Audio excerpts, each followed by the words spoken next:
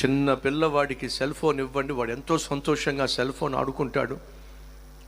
సంవత్సరము, 2 సంవత్సరాలు, 3 సంవత్సరాల చిన్న పిల్లవాడి చేతిలో నుంచి మీరు సెల్ ఫోన్ తీయండి, వాడు గొడవ చేసి పడేస్తాడు, ఇల్లు పీకి పందిరేసేస్తాడు. ఆ మధ్య ఒక వీడియో వైరల్ అయింది, మరి మీరు చూసారో లేదు నాకు తెలియదు, కానీ ఇల్లంతా నాశనం చేసేసాడండి.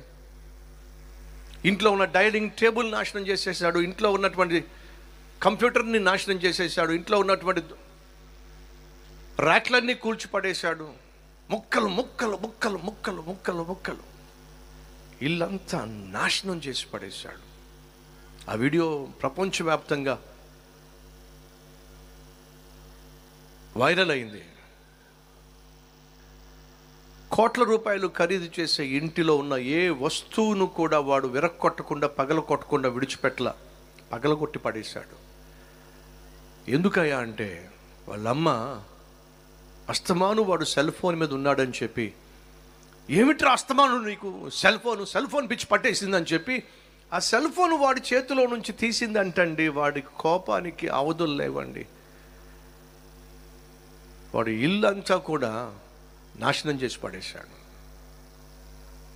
ఎదిరించే స్వభావం, బెదిరించే స్వభావం,